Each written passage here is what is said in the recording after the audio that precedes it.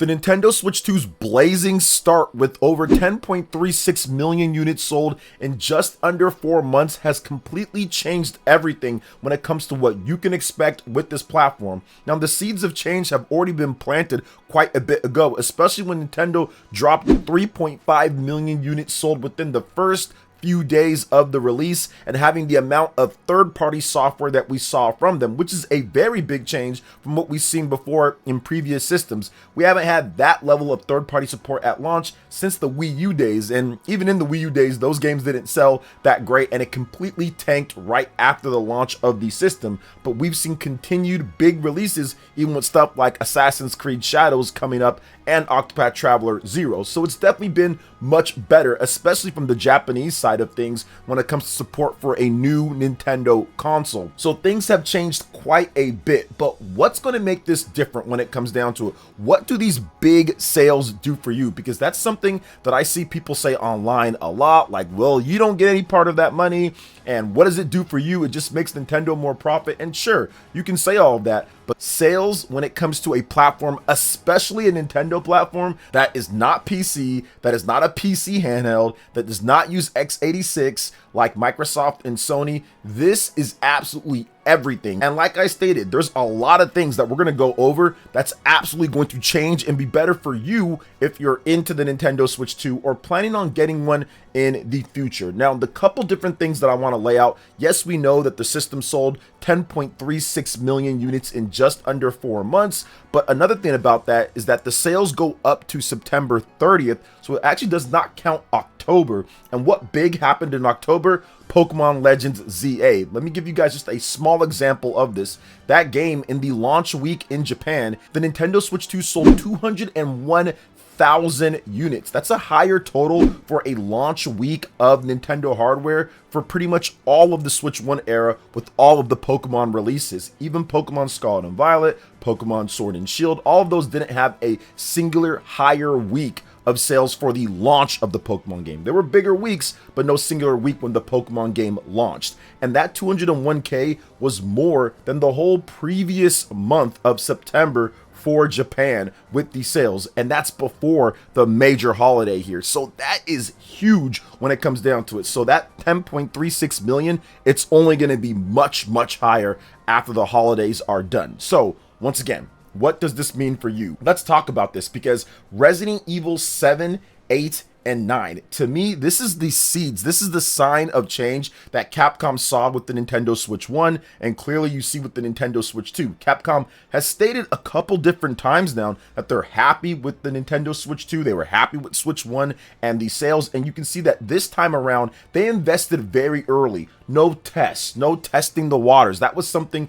that we saw with the Nintendo Switch 1, where companies would say testing the waters, or maybe we're going to try out this before we decide to put some other big games on there. There was none of that this time. From the very beginning, it was Street Fighter. From the very beginning, it's Kinitsugami. And we also have the investment of RE Engine and Resident Evil 7, 8, and 9. And not just the games coming over in a low quality or quick shoddy port, but actually getting major marketing push and essentially kind of being the main platform version overall, because there is a Nintendo Switch 2 Pro controller. We have that Generations pack that has 7, 8, and 9 for great prices, all the gold edition, so you get all the DLC and everything in there. Amiibo as well, there's going to be that. So that, to me, with the marketing, that shows that, hey, they are kind of banking a lot more when it comes to having Nintendo be a part of a major third-party game. And when you go back to the Nintendo Switch 1, there was pretty much none of that for major AAA games. A lot of the titles were old and already been out, 360, PS3. When it comes to the newer titles that were coming,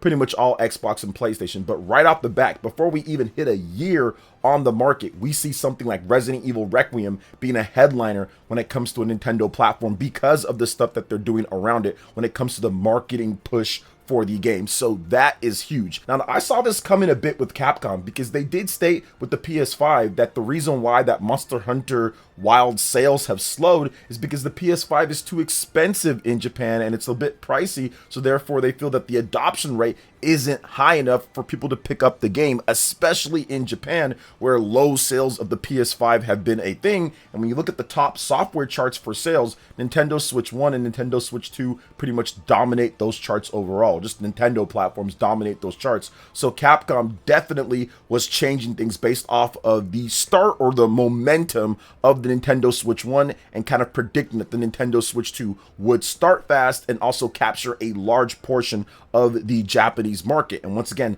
that's all sales. If the Switch 1 didn't do what it did, and if the Nintendo Switch 2 didn't have the sales and what's starting out with it, you're probably not going to see much more or a lot of support for the platform and for them to go this hard on the platform this early as well. So it's not just Capcom. Square Enix has also came out and stated, yeah, like we're going to do multi-platform. Nintendo's going to be a big part of it. We think that there's a big market for us to capture there because they've essentially been PlayStation for like the last number of years, decades at this point. They've essentially been PlayStation first, then other platforms, with a few exceptions here and there when it comes to Final Fantasy, but really they kind of just go on PlayStation when it comes to that. And now they're saying, hey, we're going to do dual releases, or we're going to do multi-platform releases. We're going to do Nintendo Switch 2. We're going to have all the different Final Fantasy games. When it comes to the Final Fantasy VII Remake trilogy, they have the creator's voice. This is the first time that we've seen big marketing strides when it comes to major big Final Fantasy on a Nintendo platform. First time since Final Fantasy VI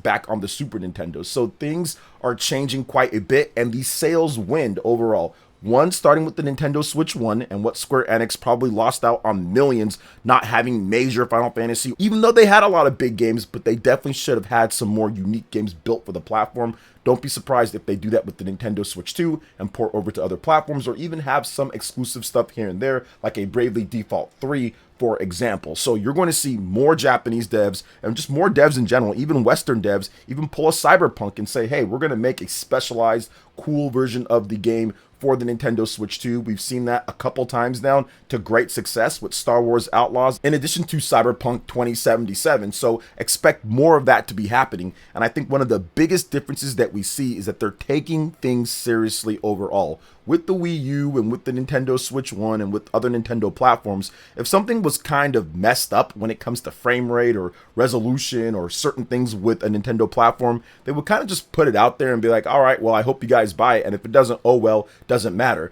But what you see early is that there were supposed to be 2 more big games from companies with the Nintendo Switch 2 that came out this year, but both of them got delayed because it didn't fit the quality standards that we're seeing from some of these other companies. There are new and better standards. That's what the big sales and the expectations get you overall. It gets these developers taking it more seriously. So Borderlands 4 got delayed so it can be better, and Elden Ring got delayed so it can be better. Both of those delayed to 2026 at this point. So that to me shows that they actually care this time around, instead of just releasing it and it running at 17 frames per second, when we know good and well the Nintendo Switch 2 can do considerably better, considering we've got stuff like Star Wars Outlaws that runs pretty much flawless, and even better when it comes to the Xbox Series S version of the game. And there's going to be more. There's going to be other developers that are releasing Switch 2 versions of their games. We're seeing other big games being announced as well. So expect that to continue on, as once again, the massive sales is absolutely enticing people to get into it. We even had the Warframe developers state that, yeah, we've got our dev kits. Friends over at Nintendo helped us. We got Warframe up and going on there, and we should have more information next year in 2026 when it comes to a release date. So all of this is all helping to it, and that's what it does for us, the consumers. It gets more money flowing into the game development, more money flowing into actually being able to get the teams to build the games and even specialize potentially on Nintendo Switch 2 versions of games. And for me, at least, I like to see extended life cycles. I don't want to see it to where every single 3-4 years, all of a sudden there's a new system out, or even every single 5 or 6 years like it was before. Now, we did have long generations before in the past, like with the last couple recent generations. The Nintendo Switch 1 to Switch 2 was long, 8 years or something like that. So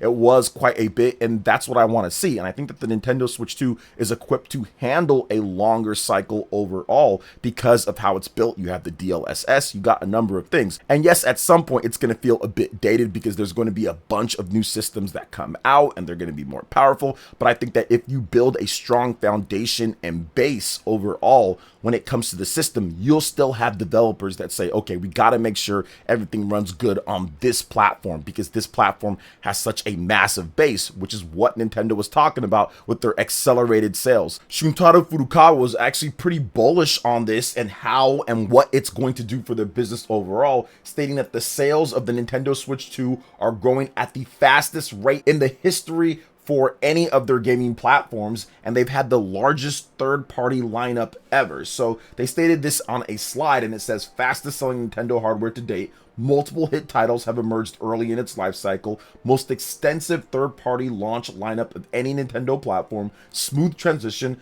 from Nintendo Switch users to the Nintendo Switch 2, and it's rapidly establishing a foundation for the Nintendo Switch 2 business. So all of this is stuff that's going to help us. That's what fast sales, that's what big sales get for us. It gets the confidence that it'll continue, that there's going to be a massive base of people that are picking up games on there, which empowers developers to actually spend the time to put their games out, because you don't want to be outdone. You don't want the game to come out and people don't want to buy it. So you've got to invest a bit more into it. That's all what great sales do for the consumer overall. And like I stated, I want long life cycles. I don't want short ones overall. I want Nintendo and developers to put everything they got into making this an incredible platform.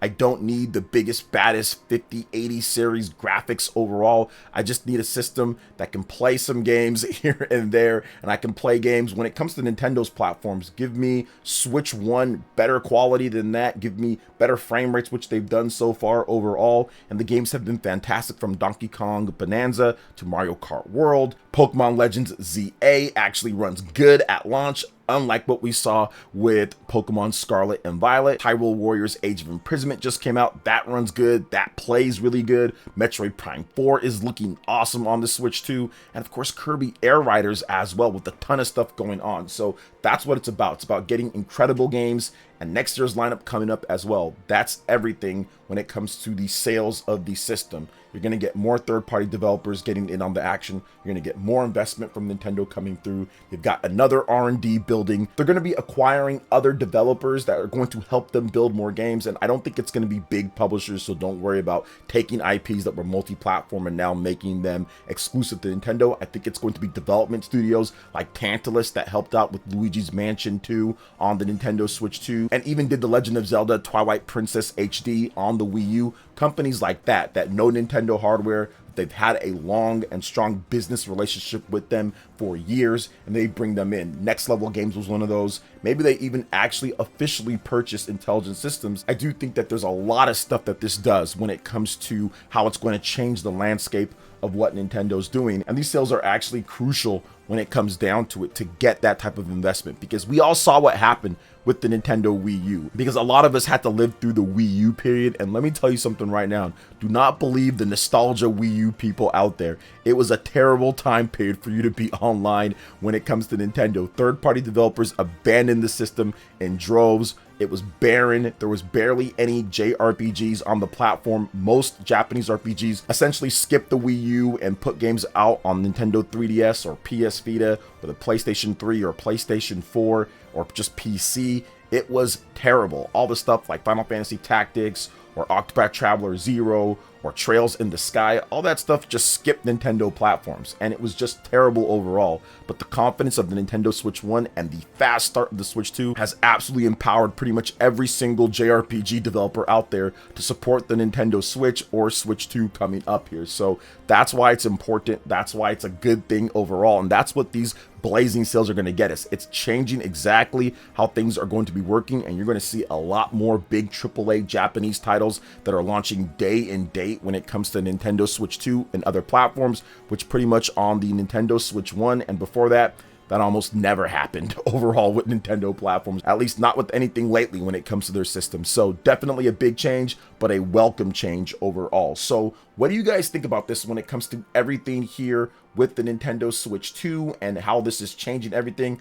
let me know in the comment section below. All right, guys, that wraps it up for this video here. Thank you so much for watching. I do appreciate it. Please make sure you hit that like button, subscribe if you're someone new, click that notification bell, and check out my other Nintendo Switch 2 RPG content and more right here on screen. Thanks for watching, and we'll catch you guys for the next one. Peace.